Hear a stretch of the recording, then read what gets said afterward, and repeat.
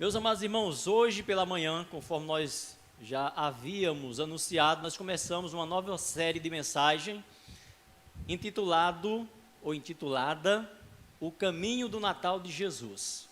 Então nós vamos estar durante todo esse mês de dezembro pregando sobre esse tema geral e cada domingo, cada mensagem tendo um tema específico voltado para aquela mensagem daquele momento. Então hoje pela manhã nós começamos com esse tema geral, né?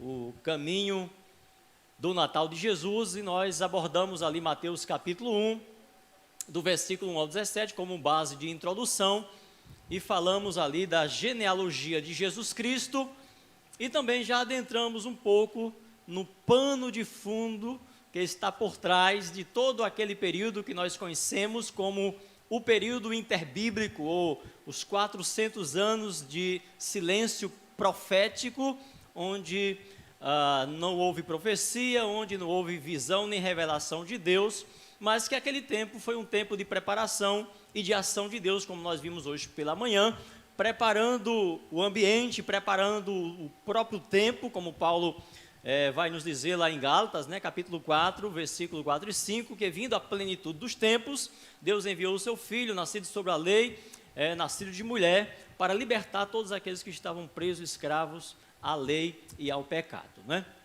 E hoje, dando continuidade, quero que os irmãos entendam que todas as mensagens vai ser iniciada pela manhã e sequência à noite e domingo, enfim, vão ser 7 mensagens até o dia 25 de dezembro.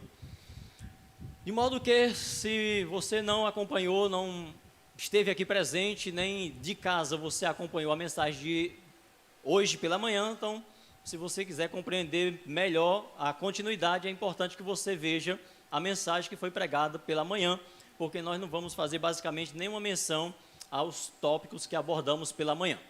Então, nós vamos hoje estar falando sobre a consideração do pano de fundo dos 400 anos no silêncio de Deus, parte 1.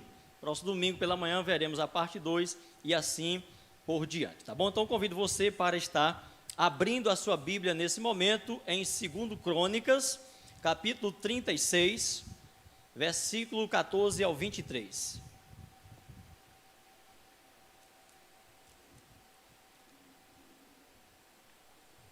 Segundo Crônicas, capítulo 36,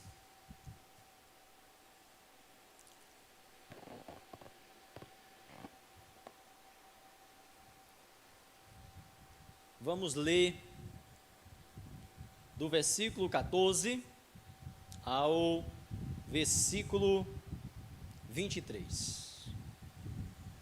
Amém? Diz assim a palavra do Senhor.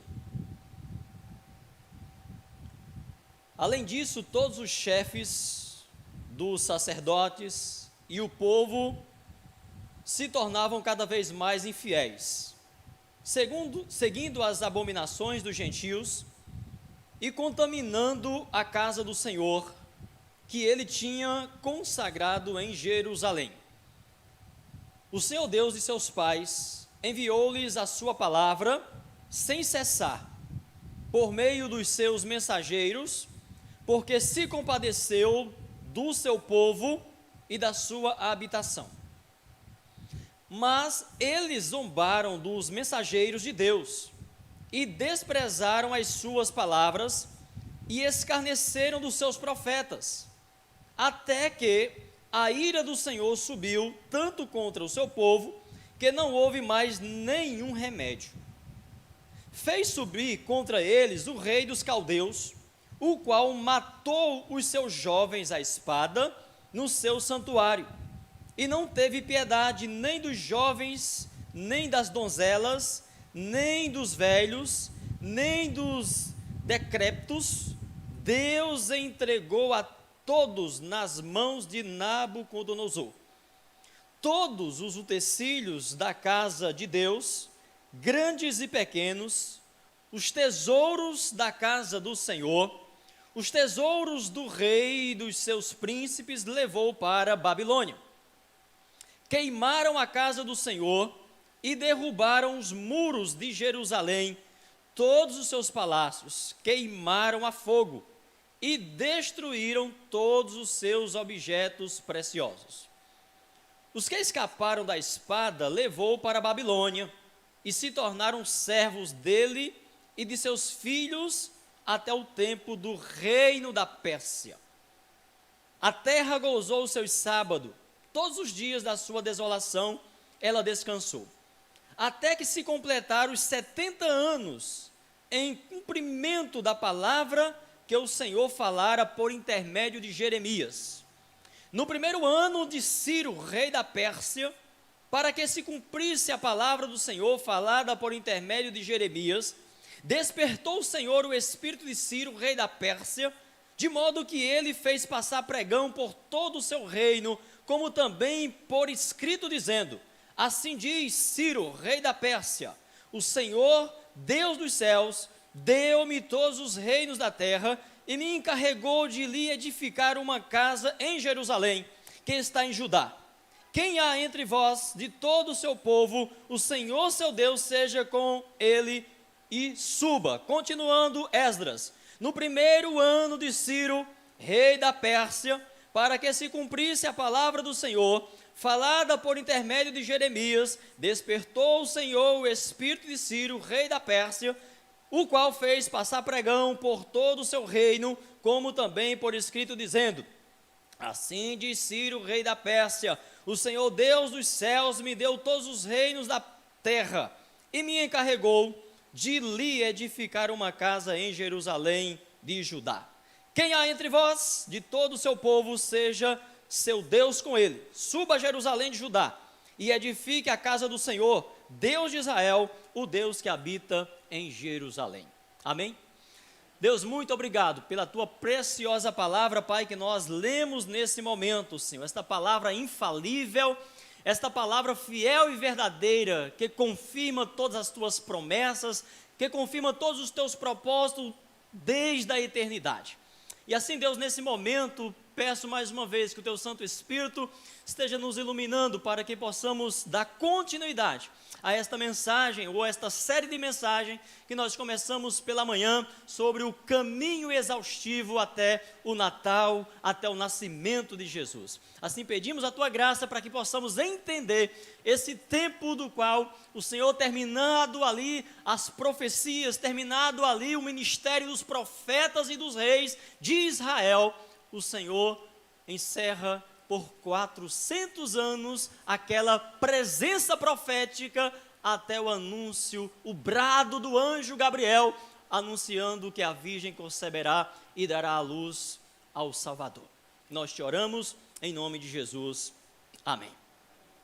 Então vamos considerar, meus irmãos, o pano de fundo dos 400 anos de silêncio, parte 1. Vamos considerar alguns impérios da época. Sabemos que foi próximo a este período, ou seja, próximo ao período dos 400 anos que houve o silêncio profético, em 536 a.C., mais ou menos, que Judá foi levada ou levado para o cativeiro babilônico, conforme o texto que lemos nos fala.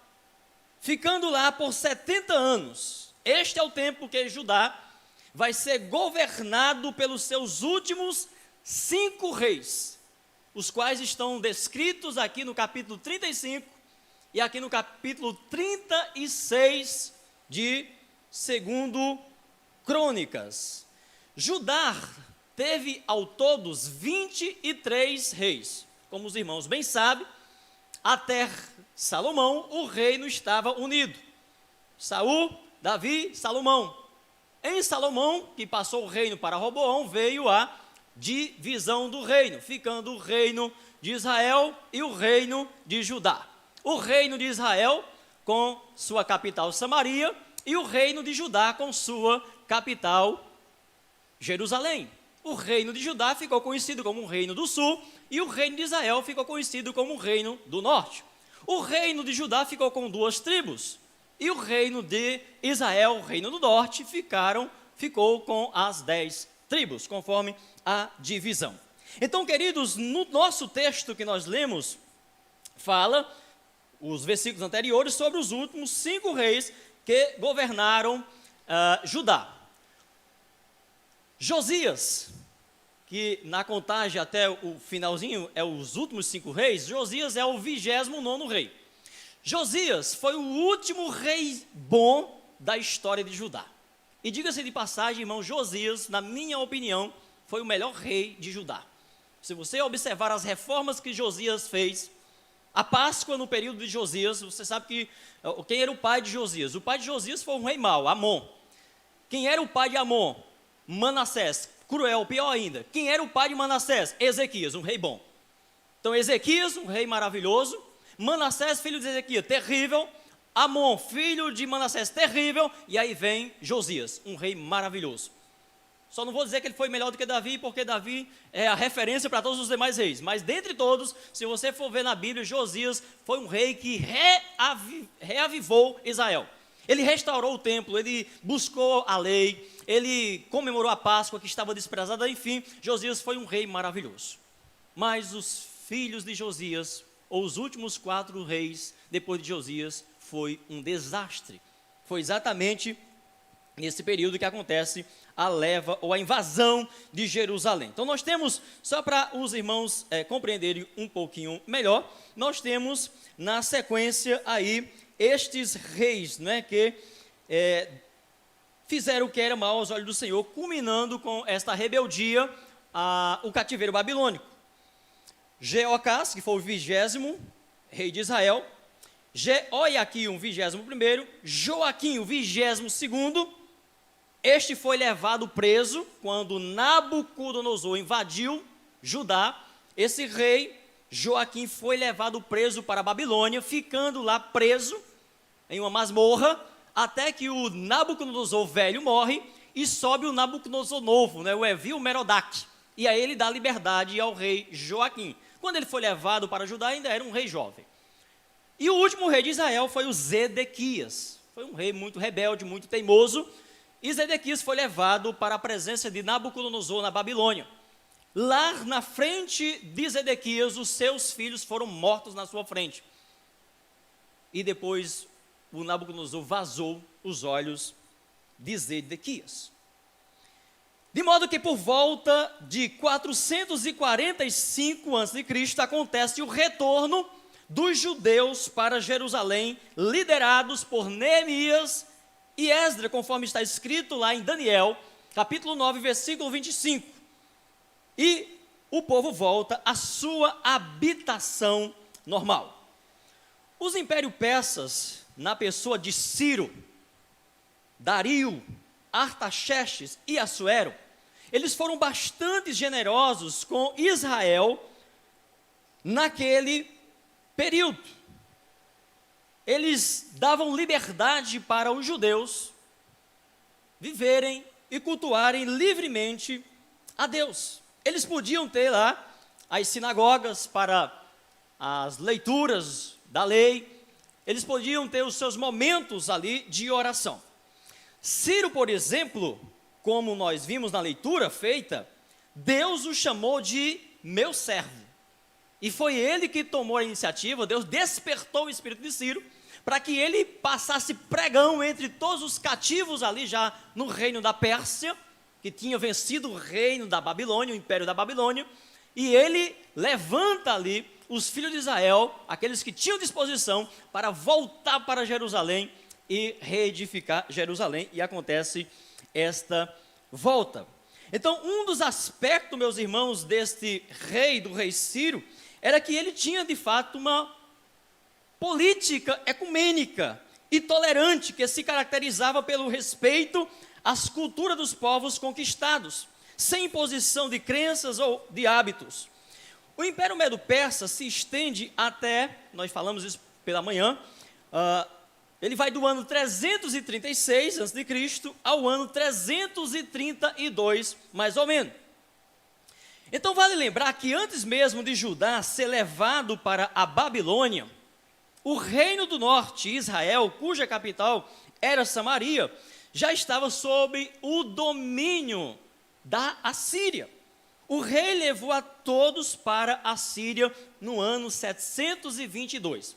Ou seja, somente 128 anos depois do reino do norte ter sido levado para a Síria, é que o reino de Judá vai ser levado para o cativeiro. Então, quando nós estamos falando do cativeiro babilônico, que levou o reino do sul, que levou Judá, então lembre-se que o reino de Israel já não existe. O reino de Israel, o reino do norte, a capital Samaria, já está sob o domínio dos assírios.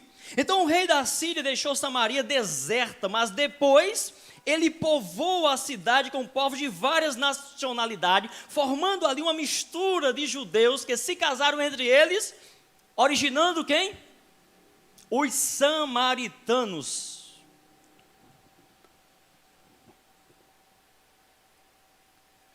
Enquanto eles moravam em Samaria, pertencendo ao rei de Judá, eles não eram os samaritanos que nós conhecemos da história dos samaritanos, eles eram israelitas, eles eram judeus. Eles passaram a serem conhecidos como samaritanos, como nós conhecemos principalmente quando lemos o Novo Testamento, a partir desse primeiro momento aqui, conforme está lá em 2 Reis, capítulo 17, versículo 23 ao 41.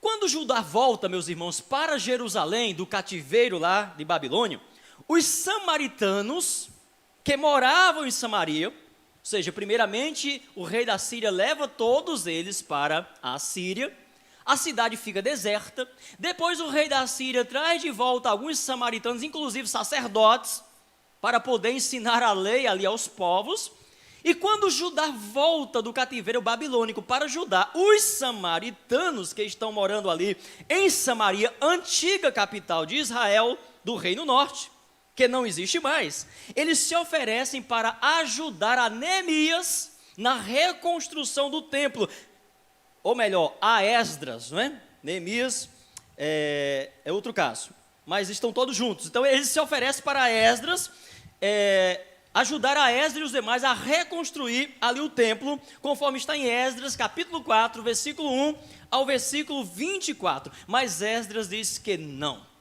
que eles não são dignos de estarem naquela obra, porque eles se contaminaram, porque eles estão uma raça mista, uma raça impura. E aí, meus irmãos, começa toda aquela rivalidade, mais ou menos a partir daí que nós vamos ver, né, quando a gente está lendo lá o Novo Testamento.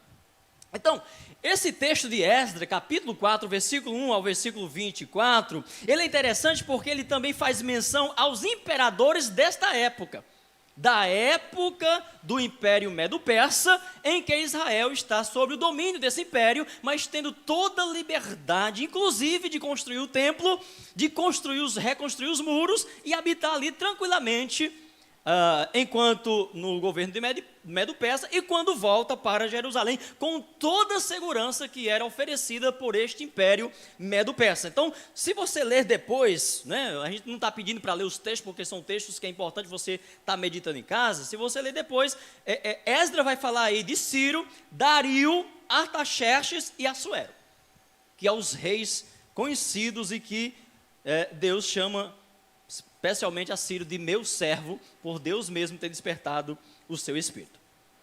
É claro que cada um desses reis indica apenas a dinastia, pois sempre há o Dario I, Dario II, Dario III, o Artaxerxes I, então são muitos. Então quando a gente lança, a gente está sempre observando aqueles que a Bíblia aponta diretamente como tendo atuado naquele pano de fundo, mas que houve muitos outros dentro dessa dinastia. Os samaritanos, ao se verem rejeitados pelos judeus, né, ou seja, como os judeus ali na pessoa de Esdras não aceitam a ajuda dos samaritanos para ajudar na construção do templo, então eles ficam ali meio que revoltados, tentam sabotar a obra, e luta para desanimá-los na construção do templo, mas Esdras, como também Neemias e os demais estavam determinados a cumprir aquela obra que não era obra de homem, era a obra de Deus. Então é nessa época que os samaritanos então decidem também fazer o quê? Construir um templo. Construir um templo para competir com o templo de Jerusalém. Eles constroem aonde? No Monte Gerizim. Os samaritanos vão construir um templo lá no Monte Gerizim. Se bem que nesse monte eles já sacrificavam antes aos deuses pagãos, influência da Síria, da qual eles estavam misturados. E aí você lembra, é claro, da história de Jesus com a mulher samaritana. Lembra ou não lembra? Claro que lembra. Senhor, os judeus dizem que é em Jerusalém o lugar certo de adoração, mas nós samaritanos, nossos líderes aqui, dizem que é no Monte Gerizim. Então havia esse entendimento, essa competição. O fato é, meus irmãos, que quando ela fala o Monte Gerizim, naquele momento, com Jesus, de fato só existia o monte mesmo. Porque o templo dos samaritanos nesse monte foi destruído no ano 128 por João Hircano I. Mas os samaritanos continuavam a oferecer naquele monte os seus sacrifícios, como uma forma de afronta ao templo que estava em Jerusalém. Por isso toda aquela rivalidade que a gente às vezes fica se perguntando. Então podemos dizer que os samaritanos são também resultado da dinastia desastrosa do reino de Israel, começando por Jeroboão, filho de Nebate, que incita o povo a sacrificar os bezerros de ouro que ele levantou em Betel para concorrer com o templo que ficava em Jerusalém, reino de Judá, quando nós contemplamos lá no início da divisão do reino. Os irmãos lembram, né? Jeroboão preocupado, ele disse, opa, vamos construir aqui 2 bezerros, botar um em Betel e outro em Dan, e de modo que não precisa esse povo ter esse trabalho todo para ir em Jerusalém adorar. Então, esse templo que foi erigido lá no Monte Gerizim pelos samaritanos já é uma herança dessa dinastia desastrosa de Jeroboão I, né? Jeroboão, filho de Nebate, vai ter o Jeroboão 2 e tal, mas esse é o filho de Nebate, é a origem, é o primeiro Jeroboão, que deu origem a esse ritual idólatra no meio do povo de Israel.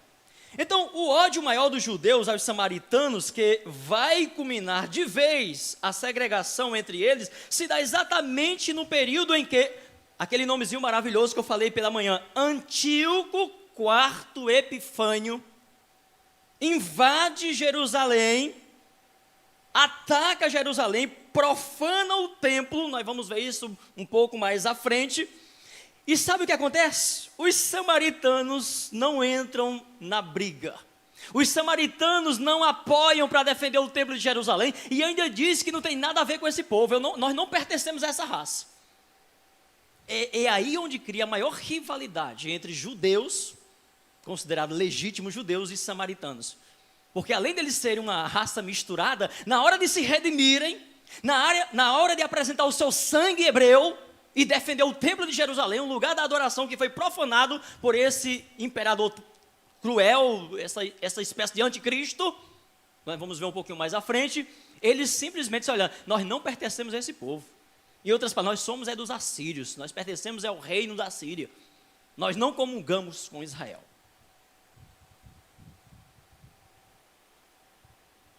Agora você sabe por que os judeus não se davam com os samaritanos, mas nada justifica o ódio e a falta de perdão. Jesus nos ensina essa verdade no diálogo com a mulher samaritana.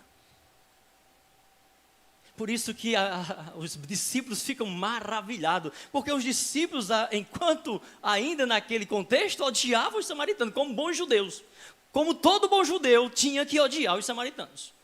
E aí Jesus quebra aquela barreira de separação, sentando ali no poço de Jacó, com uma mulher adúltera e samaritana. E os discípulos não entendem um negócio daquilo. Imagina para os legalistas da época. Então, querido, Judá volta do cativeiro. O ano é mais ou menos o ano 445 a.C., na contagem regressiva dos anos. Os judeus se estabelecem novamente em Judá, Jerusalém, o templo é reconstruído, a cidade e os seus muros são levantados, o culto é restabelecido, o holocausto também. Eles gozam de longo período de paz, após o retorno do exílio aproximadamente 200 anos, Israel viveu em paz. Sem ter rei, sem ter profeta, sem ter juiz. Então Deus cuidava desse povo.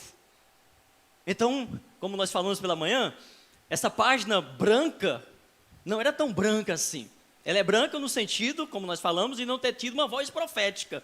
Mas não um Deus em silêncio, não um Deus alheio ao que estava acontecendo. Então, quando Israel é colocado de volta em Judá, e aí, imagine que você passe a fazer a contagem, e normalmente é dos 400 anos, a partir desse retorno, 200 anos, eles gozaram de paz e tranquilidade ali, com o reinado do Império Médio-Persa, e também com uma boa parte do reino grego Macedônia, que nós iremos ver um pouquinho mais à frente. Agora, preste atenção nisso. Malaquias, como nós falamos pela manhã, o livro do profeta Malaquias foi escrito aproximadamente no ano 470, entre o ano 470 e o ano 460 a.C. Irmãos, datas a gente cita só para uma questão de situar, mas é sempre provável, é sempre probabilidade, certo? Então, pode ter sido, digamos, lá no ano 400, pode ter sido um pouquinho, então, é só para a gente se situar, para a gente poder entender, compreender melhor a questão da história. Mas o fato é que os estudiosos afirmam essa probabilidade do livro do profeta Malaquias ter sido escrito neste período, entre o ano 470 e o ano 460, ou seja, já ali inclinando para o período dos 400 anos de silêncio. Então Malaquias relata em seu livro esse tempo. Como, pastor? Onde que está escrito lá em Malaquias que ele fala sobre esse período dos 400 anos de silêncio? Ele relata, sabe fazendo o quê? Denunciando a corrupção dos sacerdotes e o descaso na pureza dos sacrifícios. Eles começam a desprezar o altar do Senhor com animais coxos, cegos e doentes. É o que Malaquias denuncia lá. Agora, o que comprova que era exatamente isso? Ora, nós demos uma pausa no estudo, né, da história dos juízes. O que é que acontecia? 20 anos de paz, 40 anos de paz, aí o juiz morria, o povo voltava a fazer tudo quanto era mal aos olhos do Senhor, pecar contra Deus, adorar falsos deuses. Aí aqui nesse período interbíblico, embora não tendo voz profética, Deus levantou reinos que apaziguasse ali e desse esses 200 anos de paz aqui para os seus filhos. Mas eles começaram a entrar ou se envolver, e vai ser a cultura grega que vai abarcar mesmo, ou vai quase que eliminar ali a cultura hebraica, e eles começam realmente a não terem mais o zelo, o cuidado devido, e é isso que Malaquias vai estar denunciando aqui. Agora imagina, meus irmãos, que retornando um pouquinho ao exílio, eles passaram 70 anos lá no exílio da Babilônia, sem poder sacrificar, sem poder oferecer um cordeiro, porque não tinha um templo, e o cordeiro só podia ser oferecido se fosse no templo do Senhor. Por isso que as sinagogas surgem lá no período exílio, porque eles podiam ler a lei, eles podiam fazer orações, mas não tinha um templo do Senhor, e por isso que Daniel tinha aquele olhar especial em direção a Jerusalém. Mas agora, meus irmãos, nesse período dos 400 anos, tinha um templo, mas eles estavam desprezando o templo do Senhor. Tudo que Israel queria nesse tempo, na continuidade desse tempo, nós sabemos, era continuar em ter paz. E creio que alguns lutavam e eram fiéis em busca de continuarem assim. Mas o tempo do grande dia do Senhor se aproximava e a nação judaica precisava ser sacudida. E como nós bem estamos aprendendo na história dos juízes, só havia um arrependimento, só havia um quebrantamento quando Deus despertava o espírito de algum rei pagão para afugentar Israel. Então é triste você ainda ter que pensar que situações como as que nós vamos ver na história dos 400 anos, de profanação, de pecados, tenha sido, ainda que não podemos dizer porque a Bíblia não diz, é o período do silêncio, não tem livro para dizer que Deus despertou, né, vamos imaginar, Deus despertou o espírito lá do rei X, um dos antíocos lá? Não tem, nós não temos como dizer. Mas o fato é que Israel vai ser sacudido para poder repensar seus conceitos e princípios, que aos poucos vinha se perdendo, engolidos pelas culturas pagãs. Tudo deveria ser preparado, meus amados irmãos, para a vinda do Messias. O perfeito sacrifício estava a caminho. O Cordeiro Imaculado, sacerdote e sumo sacerdote, santo, humilde, que não dispunha de um cordeiro para sacrificar pelo povo, porque ele próprio era o sacrifício. Por isso Deus, meus irmãos, se indignou com os holocaustos que não representavam naquela época a devida pureza na qualidade do animal sacrificado, como sendo o melhor de quem o sacrificava, pois o mesmo só tinha sentido.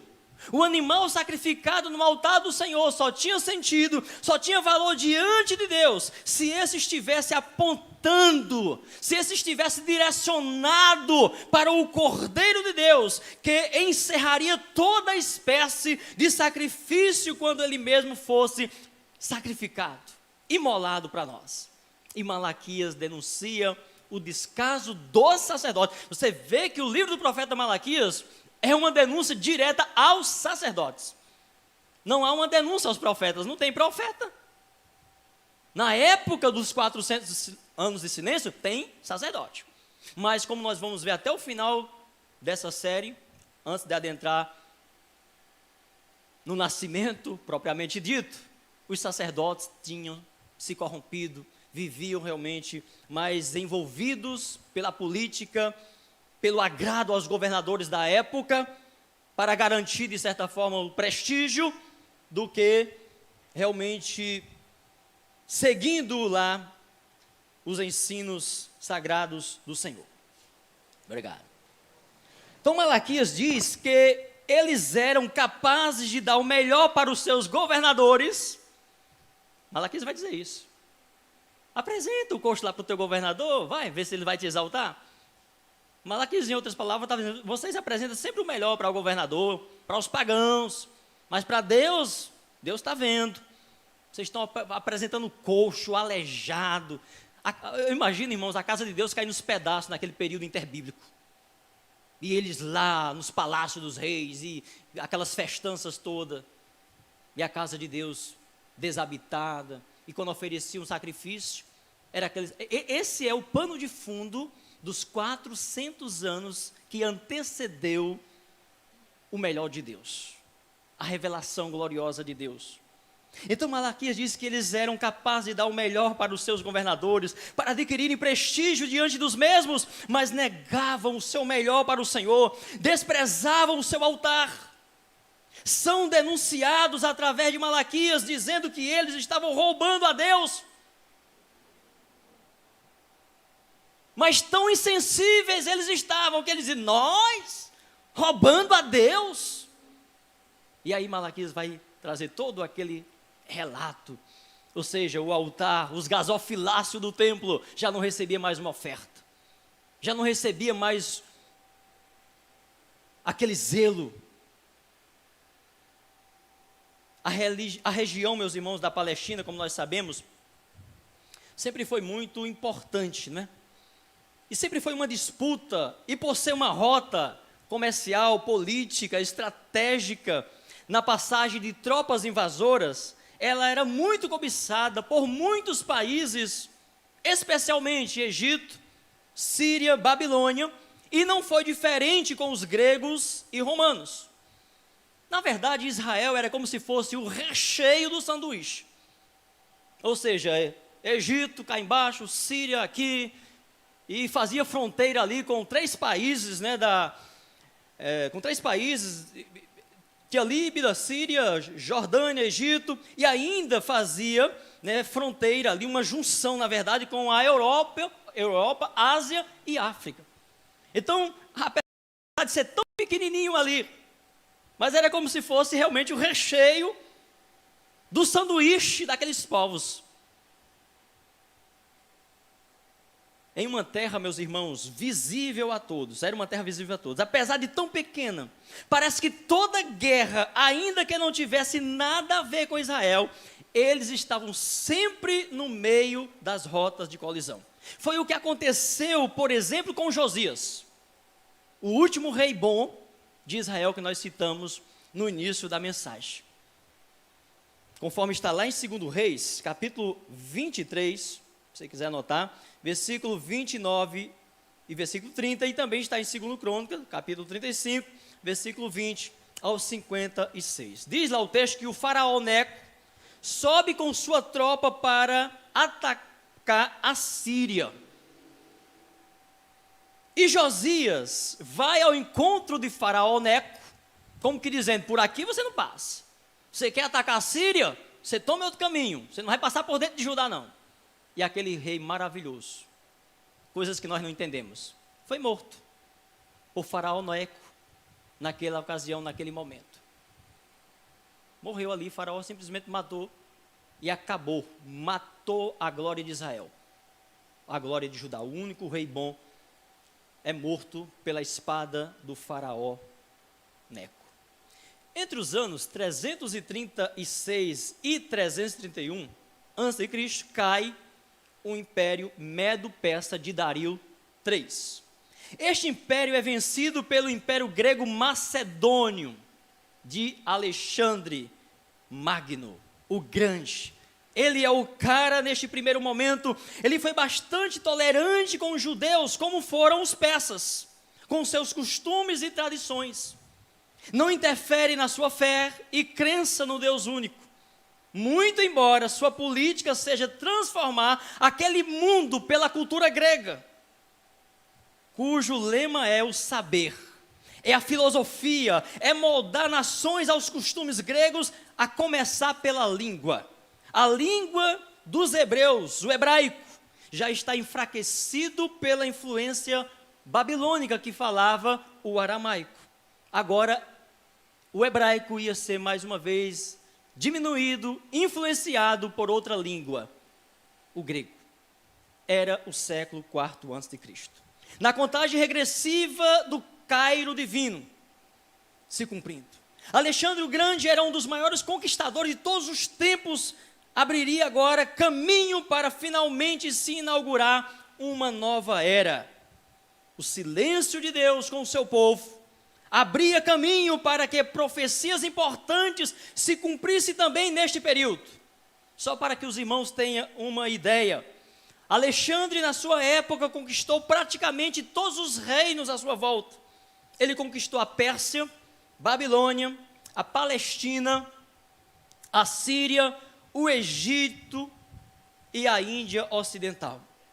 Conforme nós falamos pela manhã, embora tenha morrido aos 33 anos e tenha reinado apenas 13 anos ali na Grécia, ele foi um grande conquistador e suas conquistas influenciaram e suas conquistas perdurou por muito tempo.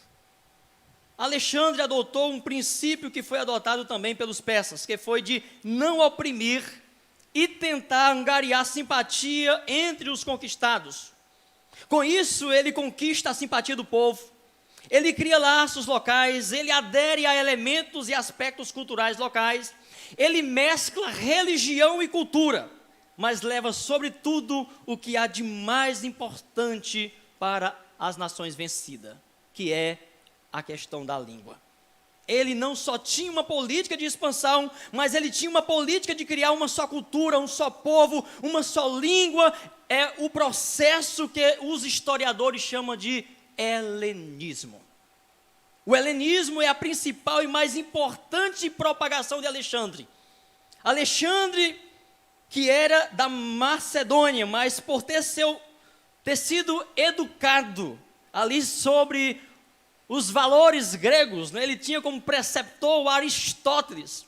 Então, onde ele chegava, em qualquer terra conquistada, a primeira coisa que ele colocava para aquele povo era o ensino da língua grega.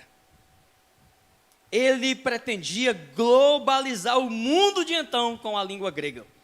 O grego se tornou a principal língua do mundo, é como se fosse o inglês hoje em dia. Se você quisesse ter acesso às pessoas, você precisava falar em grego, e o grego se tornou tão importante que, inclusive, houve a necessidade de que o Antigo Testamento fosse traduzido para o grego. O Antigo Testamento, que era em hebraico, foi nesta época que 72 anciãos escolhidos a dedo foram colocados num lugar isolado na cidade de Alexandria. Eram chamados os escribas, os massoretas, os massoréticos, para que eles pudessem assim traduzir o hebraico para o grego. Tamanha era a importância já da língua grega naquela ocasião. Esta tradução aconteceu em Alexandria, que era uma cidade, em terras egípcias, construída por Alexandre, por isso o nome Alexandria.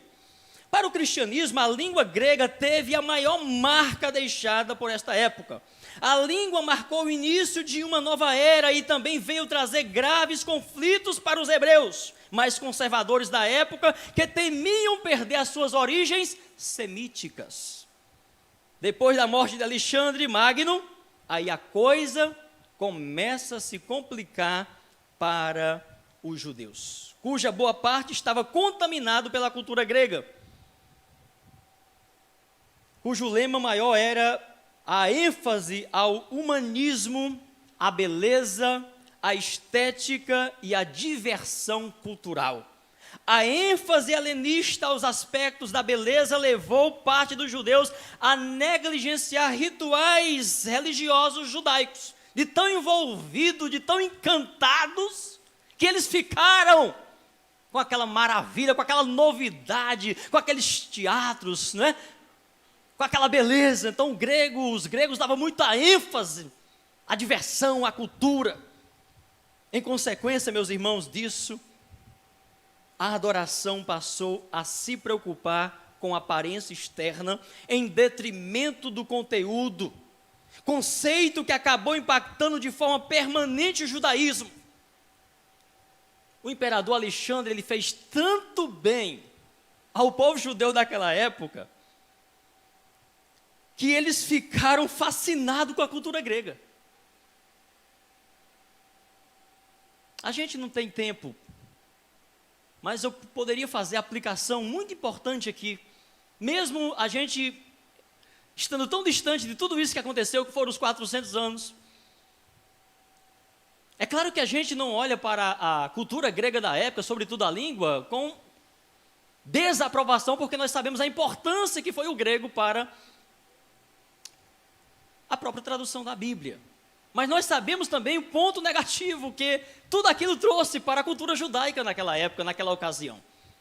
E que se nós pensarmos hoje, no século 21, com a igreja inserida neste mundo, envolvida ou no meio de todas as culturas com a mesma visão, de somente promover o bem-estar do homem, a diversão para o homem, não considerando o pecado, não considerando os princípios de Deus, a igreja também está em uma batalha, da qual o Espírito Santo de Deus desperta o seu povo para que não se deixe seduzir, não se deixe conformar. Os judeus daquela época, do período interbíblico, eles se conformaram, eles entraram na forma da cultura grega, da cultura egípcia e também da cultura romana, que vai entrar logo em seguida. Assim, meus irmãos, muitos deles ficaram fascinados com a cultura grega. E se a idolatria foi a pedra de tropeço no período pré-exílico, a cultura helênica o foi neste período dos 400 anos para os judeus. E a título de ilustração, muito tempo depois do início desta influência grega, Paulo vai dizer em território grego: os judeus pedem sinal e os gregos buscam sabedoria, mas nós pregamos a Cristo crucificado, escândalo, vergonha para os judeus e loucura para os gregos. Paulo fala isso lá em 1 Coríntios 1, 22 e 23. Não negamos a importância do grego, mas também foi um laço para os judeus, como é a cultura local de hoje para muitos cristãos. Muitos tentaram na época adaptar a fé à filosofia grega, como muitos hoje também fazem a mesma coisa, para tentar ser agradável ou viver um cristianismo mais parecido com o mundo ou com a cultura do que com os princípios e valores das Escrituras. Por outro lado, outros resistiram ao helenismo, dedicando-se com grande afinco ao estudo da lei e à perseverança na oração, porque como nós falamos pela manhã, em todas as épocas, mesmo neste período dos 400 anos, que nós chamamos de silêncio de Deus, Deus estava lá com a sua palavra viva e eficaz, com a lei e com o livro dos profetas ali, para eles serem guiados por ele. Desses movimentos ou dessas situações de levantes, de aderência ao helenismo, aos costumes gregos e a resistência a esses costumes, surgiram dois partidos religiosos judaicos. Os judeus helenistas, que nós podemos chamar de os liberais, a favor dos gregos, e os judeus ortodoxos, que nós chamamos de conservadores, representados especialmente pelos hassidins, ou os piedosos, como nós falamos pela manhã, os antecessores dos fariseus. Pastor, então não era boa coisa não? Era. Na época era. Mas o problema é que a gente tem sempre um olhar torcido para os fariseus. Mas tinha fariseus bons. Fariseus era justo. Nicodemos era um fariseu justo. Nós não podemos negar isso. Por isso que Jesus Cristo diz o quê? Jesus negou essa justiça. Ele disse, olha, se a vossa justiça não exceder a dos fariseus, então Jesus confirmou que eles, dentro daquela visão deles ali, aquela ortodoxia, aquele zelo, Nicodemos era um deles. Embora precisasse nascer de novo. E esse é o diferencial na revelação de Jesus Cristo. É que não existe homem bom. É que não existe ritual bom que possa gerar um novo nascimento. É preciso ser pelo Espírito.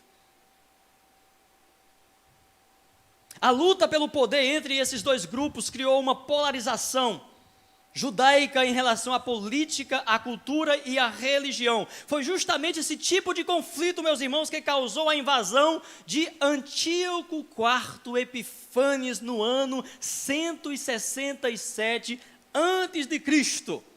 Vai começar aí a terrível dinastia dos Seleucidas, grego/síria, cujos generais entraram em conflito pela divisão do Império Grego-Macedônio, conquistado por Alexandre. Como Alexandre não teve filho, como nós falamos pela manhã, então ele não teve sucessor, o reino ficou dividido entre os seus 4 generais. E o nome desses 4 generais era Ptolomeu Sóter, que governou ali, ou recebeu o Egito e parte da África. O segundo era o Lisímaco, que recebeu a Trácia e a Ásia Menor. Cassandro, a Macedônia e uma parte da Grécia. E Seleuco, que ficou governando a Grécia, a Síria e a sua vasta região. Então esses são, meus irmãos, os 4 reinos que surgiram da queda do chifre grande, conforme a profecia de Daniel 8, versículo 21 e 22, que nós pontuamos pela manhã. Então poderíamos destacar outras figuras que governaram este reino subdividido, ou mesmo dar ênfase aos 4 citados, mas destacaremos, para a gente ir para o final desse primeiro pano de fundo, apenas as 2 principais dinastias desta divisão, e especialmente com o sucessor de Seleuco, pois o destaque histórico gira em torno destas 2 dinastias principais, a Ptolomaica no Egito e a Seleucida na Síria e na Macedônia. Por mais de 100 anos, essas dinastias disputaram o controle da Palestina na segunda metade dos 400 anos. Por isso que os 200 primeiros anos desses 400 anos, Israel esteve confortavelmente. Mas aí depois que começa a dinastia dos Seleucidas, aí a coisa começa a se complicar. Porque enquanto estava a dinastia dos Ptolomeus, estava tudo no controle. Eles tinham liberdade para praticar, né, os seus rituais, sua religião, oferecer os seus sacrifícios, mas aí em 198 a.C., os Seleucidas assumem o poder, o que posteriormente resultou no período dramático e heróico da história judaica, resistindo firme o que estava por vir. Os primeiros anos, como falamos, foram tranquilos nessa segunda metade dos 400 anos. Mas, meus irmãos, vou até tomar um pouquinho d'água. Em 175 a.C., subiu ao poder Antíoco IV Epifânes. Com ele as coisas foram complicadíssimas para os judeus ortodoxos e fiéis às leis mosaicas. Ele tentou impor um tipo de helenização radical, cometendo grandes atrocidades. Ele tinha um objetivo de acabar de vez com a religião judaica, tanto é que, na sua invasão a Jerusalém, a primeira coisa que ele fez foi destruir todas as cópias das escrituras que ele teve acesso. Então ele queria eliminar toda prática judaica. Então guarde este nome no período dos 400 anos de silêncio: Antíoco IV Epifânes. Ele foi uma figura horrenda, leviana, cruel, profano, capaz de tudo para manter o poder e as pessoas aos seus pés. Uma figura escatológica do anticristo registrado por Daniel no seu livro. Por isso, quando se pensa nesse tempo, ele é a imagem que sobe à mente a todo estudante do período interbíblico. É impossível um seminarista não estudar ou não conhecer as histórias, ou esta invasão, esta desolação abominável, chamada Antíoco Epifânes. Ele cria, meus irmãos, uma disputa política entre os sacerdotes e sumos sacerdotes, constituídos nesta época. Uma intriga, né, uma inveja, uma divisão sacerdotal. Ele fez muito mais do que apenas recusar a liberdade religiosa aos judeus. Em mais ou menos no ano 167 a.C., ele aboliu a ordem sacerdotal e profanou o templo com animais impuros e um altar pagão. Ele se coloca como Deus no templo de Deus para coroar essas calamidades. O templo de Jerusalém foi rededicado ao deus grego Zeus. A estátua de Zeus foi colocada dentro do templo. Porcos foram abatidos no altar. Judeus foram obrigados a comerem carne desses animais impuros, sacrificados no altar de Deus. Ou comiam, ou eram mortos junto com os sacrifícios dos tais animais. Essa, meus irmãos, foi a horrível abominação que causa desolação, que foi profetizada por Daniel e foi referenciada por Jesus, conforme está em Mateus capítulo 24, versículo 15, e também Marcos capítulo 13, versículo 14. Ele ergue um altar sobre o altar do sacrifício, coloca o deus grego Zeus ali e sacrifica no altar santo de Deus porcos. Quando a gente pensa na nossa realidade hoje, na nossa cultura, isso não reflete muita coisa, né? Muitos de nós comemos até esses animais, mas na cultura hebraica, um animal impuro como o porco e ainda ser sacrificado no altar. É verdade que o povo judeu, às vezes, foram tão desleais para com Deus, foram tão infiéis nos sacrifícios de animais puros, que Deus disse: olha, quando vocês sacrificam um boi, um cordeiro, é como se fosse um porco. Isso sinaliza o quanto era tão profano a questão de se colocar um porco no altar de Deus para ser sacrificado. E Antíoco Epifânio IV, no ano 167 a.C., caminhando para o final desse período, ele faz isso. Domingo que vem, pela manhã, Continuaremos apresentando a resistência heróica dos judeus a este profano anticristo do Antigo Testamento. Falaremos sobre os Macabeus e a dinastia dos Asmoneus, ou também, como alguns chamam de Asmoneanos. Que Deus, em Cristo Jesus, abençoe a sua vida. E com a graça do Senhor, domingo, daremos continuidade à segunda parte desta mensagem, o pano de fundo dos 400 anos desse período de silêncio.